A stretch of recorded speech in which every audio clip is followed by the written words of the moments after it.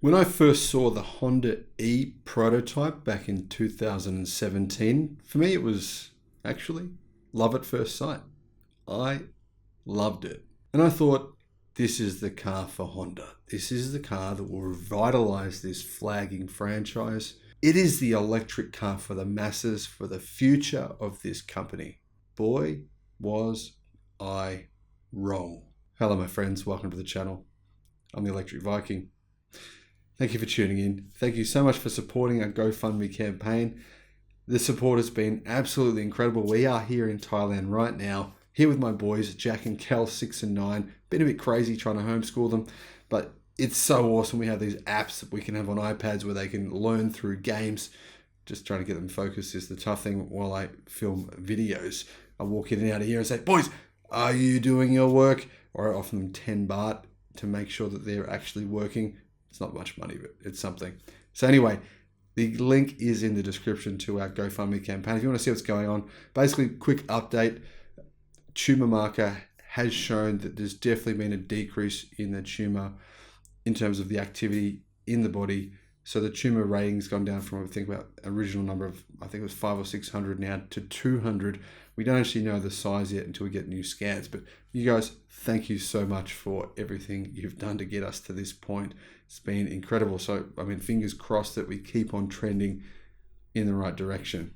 The Honda E was originally revealed in 2017 at the International Motor Show in Germany in September. The production version was unveiled at the same show 2 years later in 2019. And I remember getting excited. I remember seeing this thing and I thought, that's a funky version of a retro car. This is an EV that these petrol gas heads, they're going to get behind this. It's going to be a change to modern motoring. This is a little car. You don't need massive cars. But I couldn't have been more wrong. There's a very good reason for this.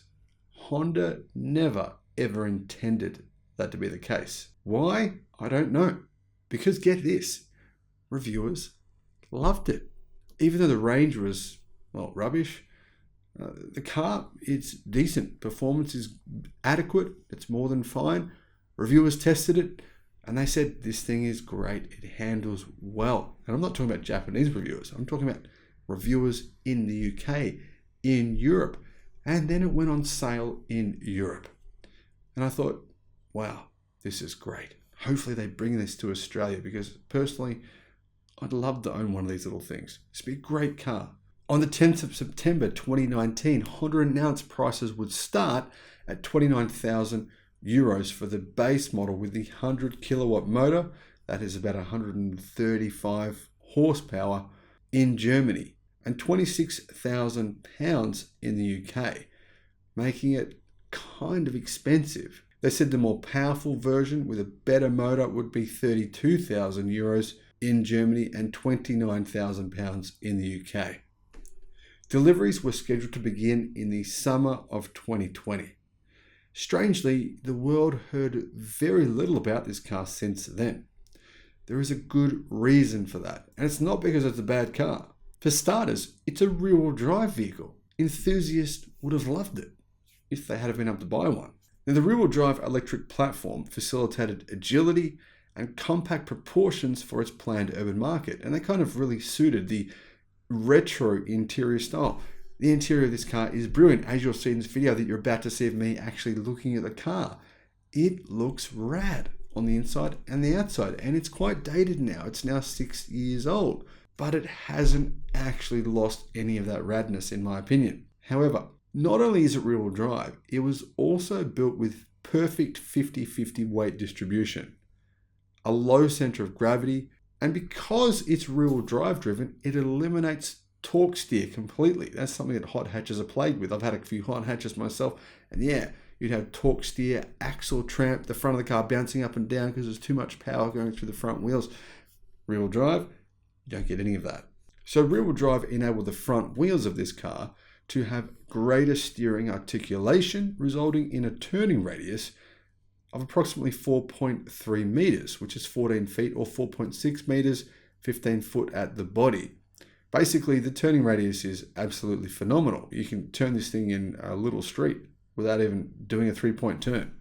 In addition, the platform has McPherson strut independent suspension for every wheel. It doesn't have a torsion rear beam suspension. It's got really good handling, and the critics agreed. Now, if you add to that 315 newton meters of torque and, relatively lightweight, it just seemed like this thing was going to be an absolute winner. Now, yes, range was a bit of an issue. It comes with a 35.5 kilowatt hour lithium ion battery pack. Not an LFP battery pack. The Japanese have actually never used lithium iron phosphate battery packs that I know of anyway. So that made it a bit more expensive having that ternary pack. But anyhow, it was a 35.5 kilowatt hour pack, which gave the vehicle around 220 kilometers or 140 miles of range. Now, yeah, critics were a little bit critical of that, but they did mention that it could fast charge from 10 to 80% battery capacity in only 30 minutes, which was pretty good. Honda even announced that it would have a charging power of 7.4 kilowatt on single phase and 22 kilowatt eventually on 3-phase charging, which is really good. Now, one thing that it didn't do so well in was safety. Pretty much all EVs today, unless they're BMW EVs, get 5-star safety reviews. BYD 803, Tesla Model 3, Tesla Model Y, you see the point. Honda E, well, it didn't do as well. It got 4 stars. Not the end of the world, but it just wasn't what everyone was expecting. And then things, went down from there. But before that happened, the Honda E1, the red dot best of 2020 in the automobile category. It was named the overall German car of the year for 2021, becoming the first Japanese car in history to win the award.